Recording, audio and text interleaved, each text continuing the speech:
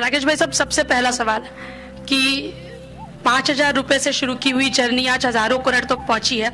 आप एक income tax officer के बेटे हैं, आप मार्केट में आए कैसे और ये जर्नी कैसी थी? देख शिवानी, हूं तो मैं इनकम टैक्स ऑफिसर का बेटा, लेकिन हूं मारवाड़ी अग्रवाल। तो व्यापार हमारे खून में है। और मेरे पिताजी को भी शेयर बाजार में थोड़ा बहुत इंटरेस्ट होता था। तो जब मैं 12, 13, 14 साल का उम्र का था तो उनके दोस्त आते थे शाम को, वो लोग डिस्कस करते थे। वो समय में Century Mills, Gujarat State Fertilizer, Gwalior Rayon, Tata Steel, ये सब बड़ी कंपनियां फेवरेट कंपनीज थी। तो मैं हमेशा बहुत इंक्लूसिव बच्चा था। अपने फादर को बहुत क्वेश्चन पूछता था, ये टाटा स्टील का भाव क्यों बढ़ गया, सेंचुरी क्यों घट गया। तो वो बोलते थे, देख तू, वो टाइम पे कोई कंप्यूटर हुआ नहीं करता था, 12 से 2 बाजार रहा करता था। हम तो पढ़ते थे, हमको भाव ये दिन का भाव नेक्स्ट डे ही मालूम पड़ता था। तो डैडी बोलते थे, देख आज पेपर पर देख ग्वालियर रेयन की खबर आई है ना, आज ग्वालियर रेयन का भाव बढ़ेगा या घटेगा, कल उसको चेक करना। तो मैं चेक करता था, फिर बैलेंस शीट पढ़ने लगा। तो उस उम्र में लोगों को बहुत इंटरेस्ट होता है, किसको पायलट बनना है, किसको गाड़ियों में इंटरेस्ट है। सब वो एज में लड़कों को सब लड़कियों में इंटरेस्ट रहता था, मेरे को शेयर बाजार में इंटरेस्ट हो गया। तो मेरे फादर बहुत डेमोक्रेटिक फादर थे।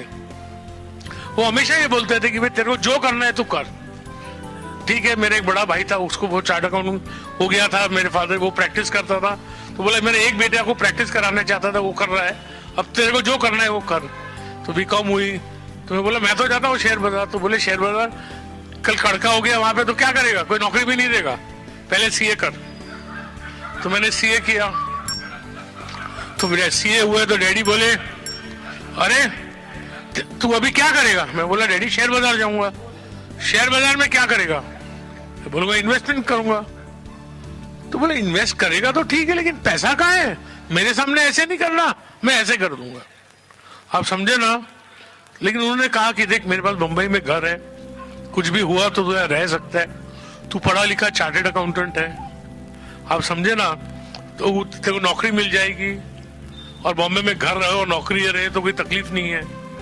बोले देख, never forget your word is your bond, never forget your word is your bond, be fearless, right, and may God bless you for he is the only blusher.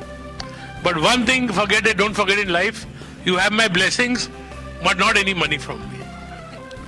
मेरी mummy ने बोला, हम तो Marwari conservative family के थे, mummy ने बोला तू शेयर बाजार जाएगा तो उसे शादी कौन करेगा? तो बोला मम्मी डरो मत, एक कम बहू रहेगी आपको तंग करने के लिए। फिर वो 5,000 रुपए लेके मैं तो गया शेयर बाजार। पापा मम्मी के साथ रहता था, शादी हुई नहीं थी, घर का खर्चा पापा मम्मी चलाते थे।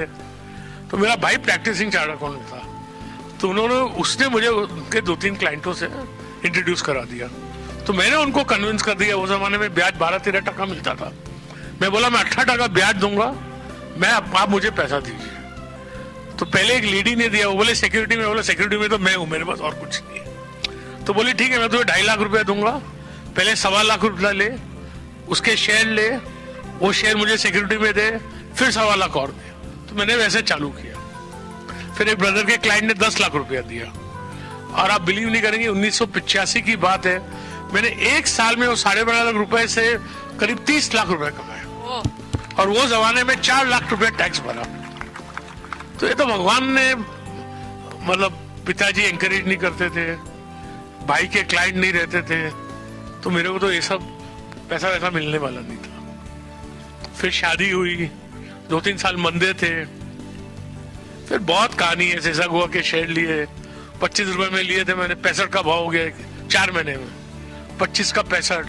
वो जो मैंने 25 लाख रुपए कमाए थे वो सब टाटा पावर के शेयर ले लिए, वो लिए थे 150 में, उनका भाव हो गया 1000, तो 2-4 करोड़ रुपए, 2-3 करोड़ रुपए हो गए। फिर मधुर अनवटे का एक बजट आया, उस हमारे शेयर बाजार में शेयर सब ऐसे शेयर ठोके कि मालूम नहीं कोई बॉक्सिंग मैच है, जो आए बोले बेच दो बेच दो। और मुझे एक लगता था कि वीपी सिंह थे ठाकुर, लेकिन व्यापारी आदमी थे।